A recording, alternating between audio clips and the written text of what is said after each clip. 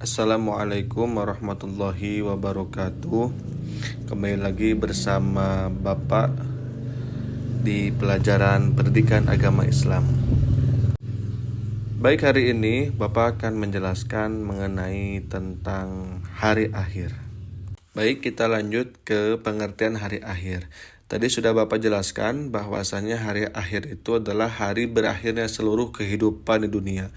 Makhluk hidup apapun itu yang bernyawa itu pasti akan mati.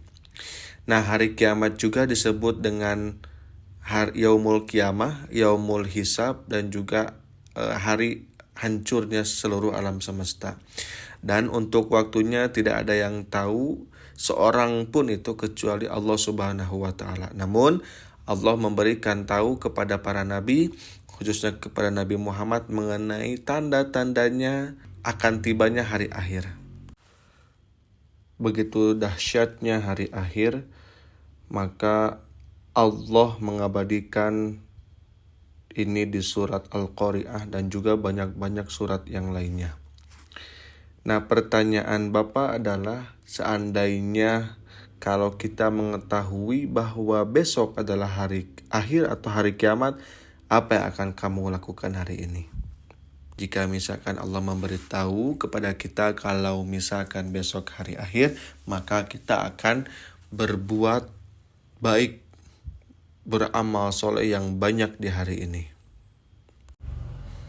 Maka dari itu, karena Allah tidak memberitahu kapan hari akhir, maka Bapak mengajak khususnya kepada Bapak sendiri dan juga kepada adik-adik bahwasanya kita harus membiasakan hidup jujur dalam keseharian kita dan juga menumbuhkan semangat berbuat baik kepada siapapun itu, khususnya kepada orang tua, kepada para guru kita, dan juga kepada teman-teman kita yang berada di lingkungan sekolah maupun di rumah. Dan juga kita berusaha semaksimal mungkin untuk mencegah dari perbuatan buruk seperti berbohong, seperti malas-malasan, atau bullying dan yang lainnya. Dan juga kita harus melatih diri menjadi mandiri, beribadah tanpa harus disuruh, beribadah dengan penuh ikhlas, beribadah dengan penuh khusyuk. Karena dengan inilah kita mudah-mudahan bisa selamat dari azabnya Allah Subhanahu wa taala nanti di yaumil kiamah.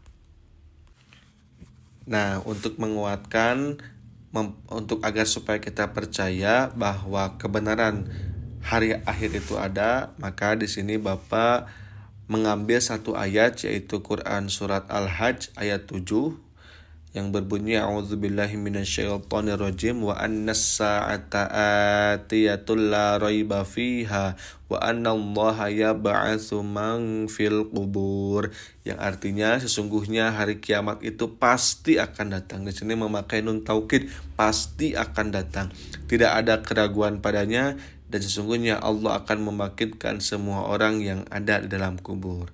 Nah, inilah dalil bahwasanya hari akhir itu pasti benar-benar bakal datang. Maka Allah sudah memperingatkan kita lewat Al-Quran, kita sebagai manusia harus mempercayai, dan mulai dari sekarang kita harus merubah yang asalnya kita berbuat jelek, sekarang kita menabung untuk berbuat kebaikan supaya nanti kita di akhirat bisa selamat. Nah, dalam Islam sendiri, tanda-tanda kiamat terbagi menjadi dua kategori, yaitu tanda-tanda kecil atau kiamat sugro dan juga tanda-tanda besar atau kiamat kubro. Nah, untuk tanda-tanda kiamat sugro ini sudah terjadi di akhir zaman ini.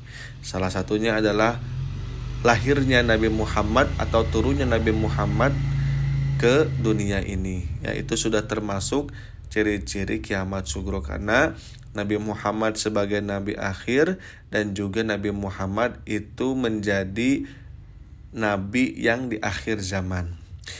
Yang kedua yaitu sudah banyak sekarang yang meninggal. Banyak sekali orang-orang yang meninggal sekarang. Para ulama sudah meninggal. Banyak sekali ulama juga yang meninggal. Juga bencana alam di mana-mana. Sekarang itu bencana alam baik longsor, baik pun itu gempa sudah mulai banyak sekarang. Dan juga yang ketiga, sekarang sudah mulai zina, berpacaran itu sudah ditampak-tampakkan. Apalagi di media sosial sudah banyak zina itu dipublikasikan. Ini bentuk bahwasanya kiamat hampir dekat dengan kita.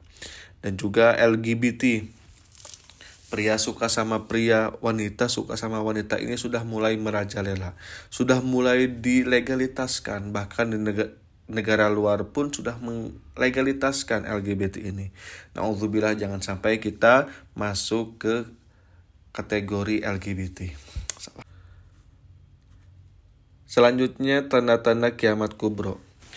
Tanda-tandanya adalah matahari terbit dari barat, munculnya Dajjal, munculnya Ya'juj Ma'juj, dan turunnya Nabi Isa alaihi salam.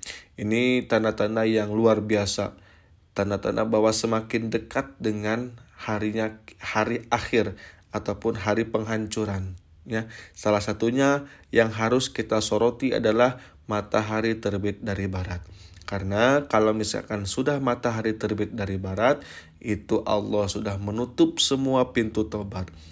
Kita percuma kalau mau tobat pun Allah tidak akan terima di hari itu.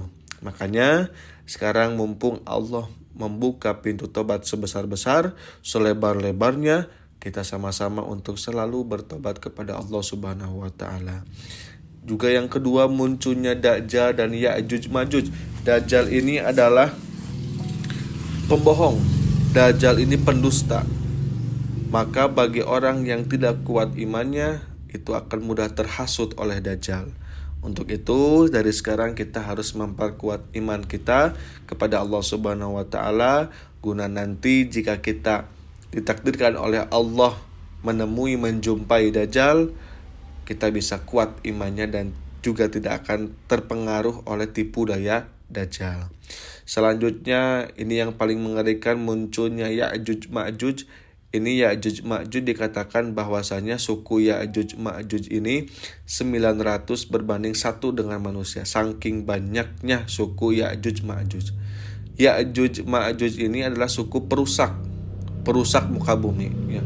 Maka kalau misalkan orang yang tidak kuat imannya, ya wallahu alam.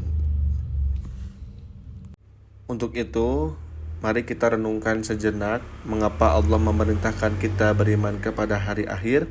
Ini karena hari akhir bukan hanya tentang kematian, tapi tentang bagaimana kita menjalani hidup hari ini. Apa yang kita tanam di dunia, itulah yang akan kita tuai di akhirat. Nah, disinilah kita perlu membentuk karakter yang sesuai dengan profil pelajar Pancasila, yakni beriman kepada Tuhan Yang Maha Esa dan berakhlak mulia. Dan juga mari kita berubah dari sekarang, mulai dari diri sendiri untuk selalu melakukan yang terbaik, untuk selalu beribadah kepada Allah, meminta pertolongan di akhir zaman ini, dan juga kita senantiasa untuk berteman dengan orang-orang baik ataupun pergaulan yang baik atau yang positif. Jangan sampai kita terpengaruh oleh orang-orang yang mengajak kita kepada kesesatan ataupun kepada hal-hal yang negatif. Dan juga kita harus menjadi orang yang selalu minta maaf kepada Allah, kepada orang tua, kepada siapapun. Dan juga kita harus menjadi orang yang bisa memaafkan orang lain. Juga perbanyak amal soleh dan juga perbanyak ibadah kepada Allah Subhanahu wa taala. Alhamdulillah, terima kasih kepada yang sudah menonton atas pembelajaran hari ini. Mudah-mudahan ilmu yang kita dapat, penjelasan yang kita dengar bisa menjadi menguatkan iman kita kepada Allah Subhanahu wa taala, dan juga mulai dari sekarang kita selalu berbuat baik kepada siapapun, dan inilah menjadi bekal amal kita nanti di akhirat. Amin ya Allah ya rabbal alamin. Wassalamualaikum warahmatullahi wabarakatuh.